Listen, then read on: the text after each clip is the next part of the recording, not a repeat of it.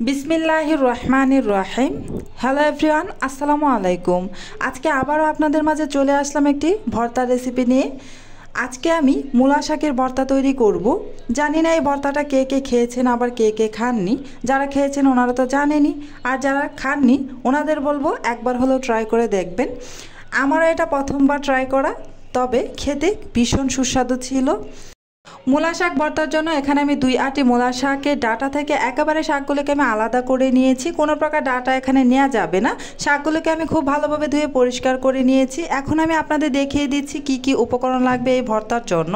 এখানে আমি half cup পরিমাণ পেঁয়াজ কুচি নিয়েছি, 1/4 কাপ রসুন কুচি, আর শুকনো মরিচ ও কাঁচামরিচ নিয়েছি আমার প্রয়োজন মতো, স্বাদ মতো লবণ নিয়ে নিয়েছি, আর সয়াবিন তেল 1/4 কাপ, সরিষার তেল 1 টেবিল চামচ, কালো জিরা 1/4 চা চামচ। এবার আমি চুলায় ফ্রাই প্যান বসিয়ে এই শুকনো ফ্রাই প্যানেই আমি কাঁচামরিচ ও শুকনো মরিচগুলোকে ভেজে নিচ্ছি, কোনো প্রকার তেল ইউজ করছি না।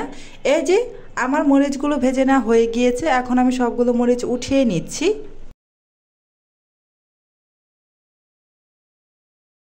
মরিচগুলো আমি উঠিয়ে নিয়েছি।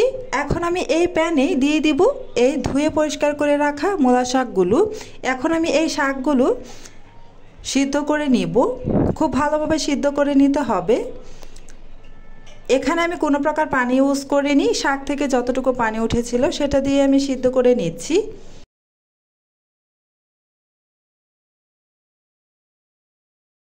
এই যে শাক আমার সিদ্ধ করে নেওয়া হয়ে গিয়েছে, এই শাকের মধ্যে কোনো প্রকার পানি নেই, আর খুব ভালোভাবে শাকটা আমার সিদ্ধ করে নেওয়া হয়ে গিয়েছে। এখন আমি একটা প্লেটে সবগুলো শাক উঠিয়ে নিচ্ছি। এবার আমি শাকগুলোকে শিলপাটায় বেটে নিব। প্রথমে আমি এখানে ভেজে রাখা শুকনো মরিচ ও কাঁচা মরিচ আর স্বাদ মতো লবণ দিয়ে মরিচগুলোকে পিষে নিচ্ছি।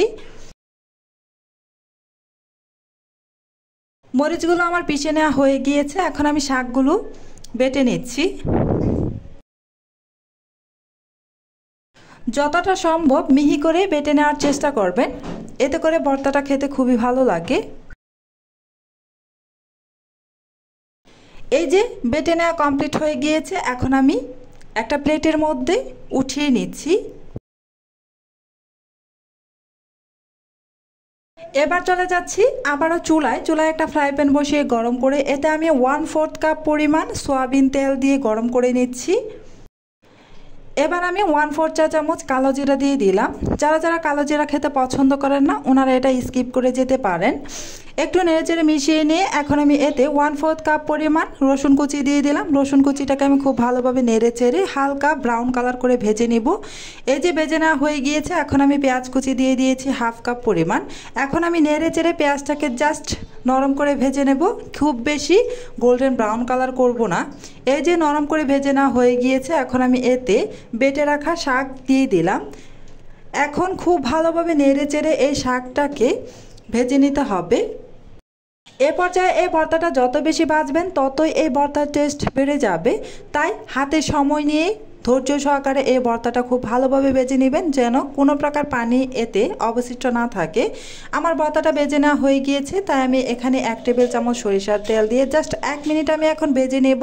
সরিষার তেল দিয়ে খুব বেশি সময় ধরে ভাজবেন না, এতে করে সরিষার তেলের যে কাঁচা ফ্লেভারটা আছে সেটা চলে যাবে। এই তো ভর্তাটা আমার ভেজে নেওয়া কমপ্লিট হয়ে গিয়েছে, এখন আমি নামিয়ে পরিবেশন করে আপনাদের দেখিয়ে দিচ্ছি।